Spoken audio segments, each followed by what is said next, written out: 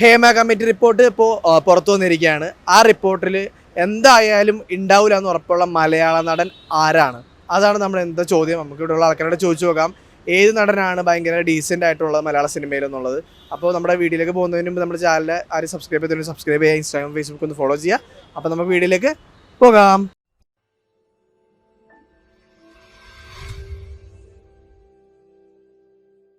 ഇപ്പോൾ ഹേമ കമ്മീഷൻ്റെ റിപ്പോർട്ട് വന്നല്ലോ.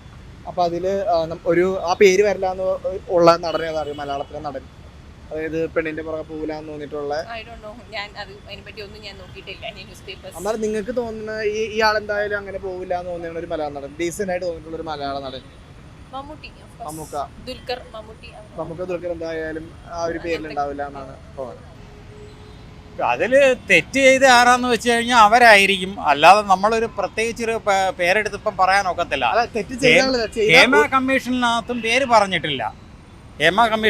പേര് പറഞ്ഞിട്ടില്ല, അതുകൊണ്ട് അത് പറയപ്പെടുന്ന ഒരു മലയാളി നടൻ എന്ന് പറയുന്നത് നമുക്ക് പറയാൻ ഒക്കാത്തൊരവസ്ഥയാണ്. പക്ഷേ അത് എല്ലാവരെയും ബാധിക്കുന്ന രീതിയിലാണ് അത് കാണപ്പെടുന്നത്. ഈ തെറ്റ് ചെയ്യാത്ത നടന്മാരും ഉണ്ട്. ചേട്ടന് തോന്നുന്ന നടനാരാണ്? അത് ഞാൻ പറയാൻ ഒക്കത്തില്ല, കാരണം അത് അവർ പോലും അത് പറഞ്ഞിട്ടില്ല, കമ്മീഷനകത്ത് പോലും അത് പറഞ്ഞിട്ടില്ല.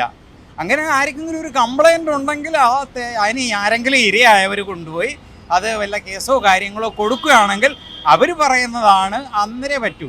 അല്ലാതെ നമുക്ക് ആർക്കും അത് വിധി എഴുതാൻ പറ്റാത്തൊരവസ്ഥയാണ്. അല്ല, ഡീസന്റ് എന്ന് പറയുന്നത് ഇപ്പം നമ്മളിപ്പം ഈ തെറ്റ് ചെയ്ത ഒരാളെന്ന് പറയാം, ഒരാൾ കേസ് ആയി കഴിഞ്ഞാൽ പിന്നെ അയാളെ നമ്മൾ ഡീസന്റ് ആണെന്ന് പറയാൻ പറ്റുമോ? പറ്റിയല്ലോ. അന്നേരം നമുക്ക് ഇപ്പോൾ ഒരാളെ അക്യൂസ് ചെയ്യാതെ ഒരു ലേഡി അതിനകത്ത് അല്ലെ ഒരു ആക്ടേഴ്സ് കംപ്ലൈന്റ് പറയാത്ത ഒരു കാലഘട്ടത്തിൽ ചെയ്യാത്ത ആളെന്ന് പറയുന്നത് ഇപ്പം നമുക്ക് അതിനെക്കുറിച്ച് I don't know expect that one, because അതിനെക്കുറിച്ച് കമ്മീഷൻ അറിയാം, അല്ലെ അത് ആരെങ്കിലും ഇരയായ ലേഡീസിന് അറിയാം. ഇത്രയേ ഉള്ളൂ. Thank you. അറിയില്ല. എന്നാലും നമ്മുടെ മലയാള നടന്മാരിൽ പെണ്ണുങ്ങളുടെ പുറകെ പോകില്ലാന്ന് തോന്നിയിട്ടുള്ള നടനാണ് ഫഹദ് ഫാസിൽ. എന്തുകൊണ്ടാണ് ഫഹദ് ഫാസിൽ? എന്താ പറയാ, ആളൊരു അടിപൊളി ആളാണ്. അപ്പൊ ആളുടെ ഡീസൻസി ഒക്കെ വെച്ചിട്ട് ഫഹദ് ഫാസിൽ എന്തായാലും അങ്ങനെ തോന്നിയിട്ടുള്ള നടൻ. നിങ്ങൾക്ക് തോന്നിയിട്ടുള്ള നടൻ ശ്രീനാഥ് ബാസി പെണ്ണുങ്ങളുടെ പുറകെ പോരാന്നാണോ തോന്നല്? പുള്ളി ഒരു നല്ലൊരു മനുഷ്യനായിട്ടാണ് എനിക്ക് തോന്നിയിട്ടുള്ളത്. ശ്രീനാഥ് ബാസി. പിന്നെ വേറെ ആരെങ്കിലും? എന്തുകൊണ്ടാണ് ശ്രീനാഥ് ബാസി? പുള്ളിനോട് ഇഷ്ടമുള്ളതുകൊണ്ട് പ്രത്യേകിച്ച് അങ്ങനെ തോന്നിയിട്ടില്ല ഇതുവരെ.